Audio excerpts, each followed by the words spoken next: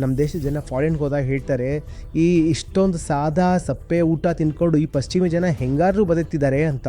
ಅದೇ ಪಶ್ಚಿಮ ದೇಶದವ್ರು ನಮ್ಮ ದೇಶಕ್ಕೆ ಬಂದಾಗ ನೋಡಿ ಶಾಕ್ ಆಗಿ ಹೋಗ್ತಾರೆ, ಏನಿದೆಲ್ಲ ನನ್ನ ಹೊಟ್ಟೆಲಿ ಏನು ಇವಾಗ ICNG ನೋಡುತ್ತಾ ಅಂತ. ನಮ್ಮ ಊಟದಲ್ಲಿ ಕೊಲೆಸ್ಟ್ರಾಲ್ ತುಂಬ ಇದೆ, ನಮ್ಮ ಪೂರ್ತಿ ಆಹಾರ ಪದ್ಧತಿಲಿ ಬರೀ ಕಾರ್ಬ್ಸೇ ಇದೆ.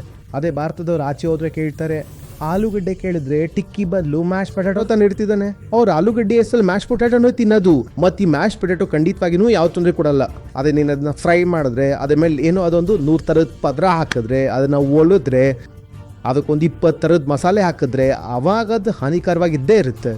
ಇವಾಗಲೂ ನಮ್ಮ ದೇಶ ಶ್ರೀಮಂತವಾಗಿಲ್ಲ, ಜನ ಜಾಸ್ತಿ ಆಚೆ ತಿನ್ನುವಷ್ಟು. ಈಟಿಂಗ್ ಔಟ್ ಅನ್ನೋದು ನಮ್ಮಲ್ಲಿ ಅಷ್ಟಿಲ್ಲ. ಹಂಗಿದ್ರೂ ಭಾರತ ಎಷ್ಟೋ ರೋಗಗಳಲ್ಲಿ ಪ್ರಪಂಚದಲ್ಲೇ ನಂಬರ್ 1. ನಮ್ಮ ರೆಸಿಪಿಗಳು ಒಳ್ಳೇದೆಲ್ಲ ಕಂಡ್ರಪ್ಪ, ಒಪ್ಕೊಳ್ಳಿ. ಇಲ್ಲ ಅಂದರೆ ಹಾರ್ಟ್ ಅಟ್ಯಾಕ್ ಇಡೀ ಪ್ರಪಂಚದಲ್ಲೇ ಎಲ್ಲದಕ್ಕಿಂತ ಜಾಸ್ತಿ ಪ್ರತಿ ವ್ಯಕ್ತಿ ಭಾರತದಲ್ಲೇ ಯಾಕಾಗ್ತಿತ್ತು. ಯಾಕಿದೆಲ್ಲ? ಯಾಕಂದರೆ ನಮಗೊಂದು ಸುರಕ್ಷಿತವಾದ ಜೀವನ ಬದುಕಬೇಕು. ಆ ಜೀವನದಲ್ಲಿ ಯಾವುದೇ ಥರದ ಥ್ರಿಲ್, ಅಡ್ವೆಂಚರ್, ಪ್ಲೆಷರ್, ಜಾಯ್ ಇಲ್ಲ. ಅದಕ್ಕೆ ನಾವು ಅದನ್ನು ಕಾಂಪನ್ಸೇಟ್ ಮಾಡ್ಕೋತೀವಿ ಈ ನಾಲ್ಗೆ ರುಚಿಯಿಂದ. ಅದರಿಂದ ಕಾಂಪನ್ಸೇಷನ್ ಆಗಲ್ಲ, ಇನ್ನೂ ಎಕ್ಸ್ಟ್ರಾ ಡ್ಯಾಮೇಜ್ ಆಗುತ್ತೆ.